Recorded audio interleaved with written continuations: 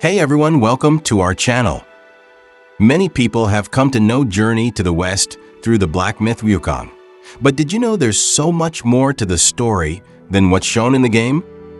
Some of you might be wondering, what exactly is Journey to the West about? Does it have real historical roots or character inspirations? If these questions intrigue you but you're unsure which version of Journey to the West to start with, then this video is just for you.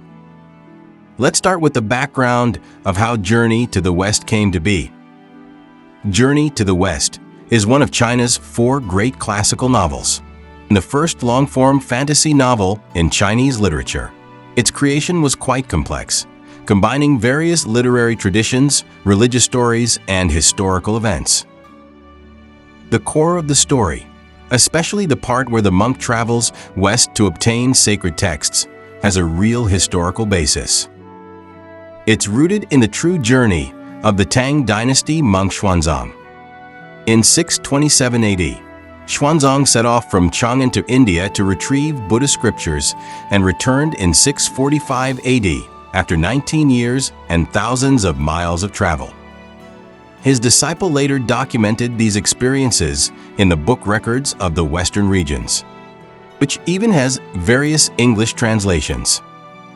Xuanzang's journey became the foundation for the later pilgrimage story.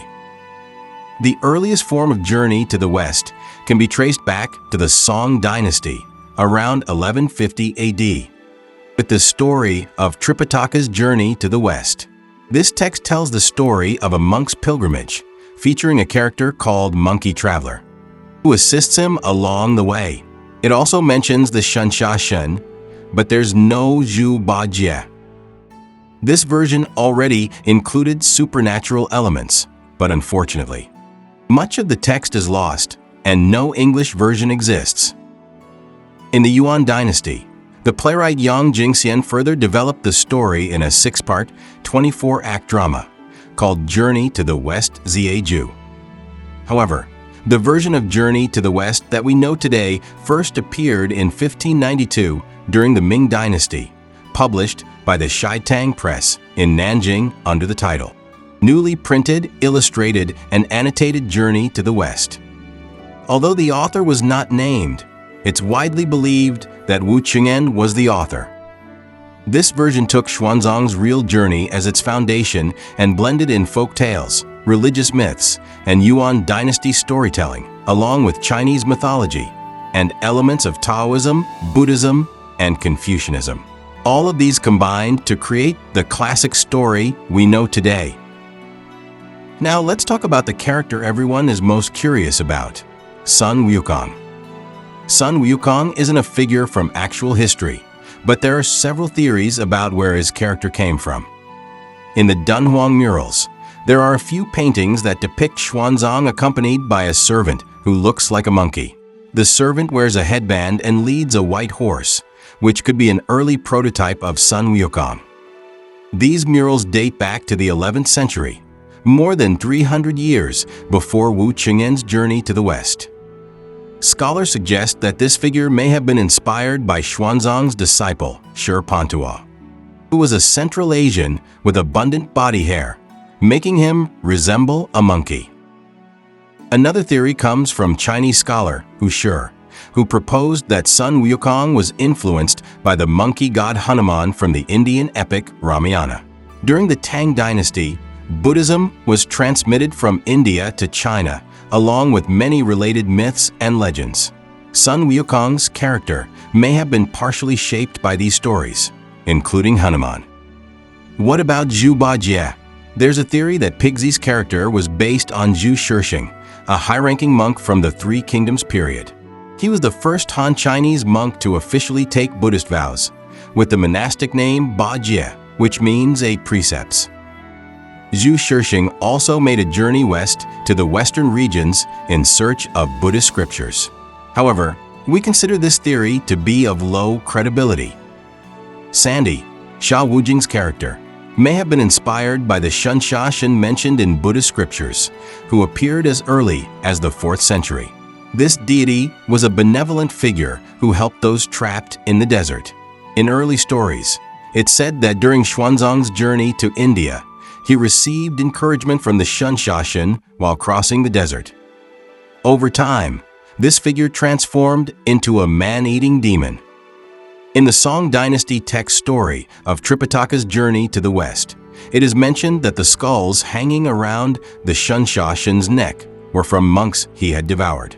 Similarly, in Journey to the West, Sha Wujing wears a necklace made of the skulls of 9 monks who had previously attempted the pilgrimage.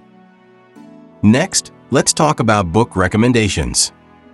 If you're looking to read Journey to the West in Chinese, the edition published by the People's Literature Publishing House is the most widely recognized. This version is based on the Ming Dynasty Shitang edition, with accurate text and complete content, making it suitable for general readers. It's also considered the authoritative version. For English readers, we recommend W.J.F. Jenner's Journey to the West. It's one of the earliest complete translations in English, covering all 100 chapters. The translation sticks closely to the original, keeping the main plot, characters, and cultural background intact. Plus, it's written in a way that's easy to read without making you struggle with the names or terms, so it's perfect for anyone new to the story. On our channel, we've also created an audiobook based on this version, but with a little extra work. The original book has 100 chapters, but most of the stories stretch across 2 or 3 chapters. So we combined and edited them into 38 chapters, with each chapter being a complete story, making it easier to follow along. It's a great intro for anyone reading Journey to the West for the first time. Anthony Siu's translations is widely considered the best if what you're after is accuracy. It's the most in-depth and scholarly version, with lots of detailed notes. This one's for serious readers who want to really understand the history and culture behind Journey to the West. But because it's so detailed, it might feel a bit too academic for casual readers, and all the notes can slow down your reading. We don't recommend other abridged English versions, though, because they cut out too much, and some have changed the story so much it's hardly recognizable. Lastly, we've got to mention the illustrated series from Shanghai People's Arts Publishing House. It's a set of 20 books, each covering a classic story from Journey to the West, drawn by well-known Chinese artists. The illustrations are done in traditional Chinese ink painting style, which really brings out the beauty of Chinese landscapes, architecture, and the mythical world. Plus, the stories are faithfully adapted from the original, so it's become a must-have for fans of Journey to the West. Alright, let's wrap it up with some Journey to the West film and TV recommendations. There are so many versions out there, but we're only recommending those that stay true to the original story and that we believe are the best. First up is the 1986 CCTV, China's Central Television, TV series of Journey to the West, with 25 episodes.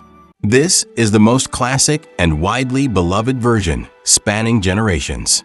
It's incredibly faithful to the original novel in terms of plot, with excellent character portrayals, costumes, sets, and props that bring the mythical world to life. It's considered a timeless masterpiece. CCTV also produced an English-dubbed version, which you can find on YouTube.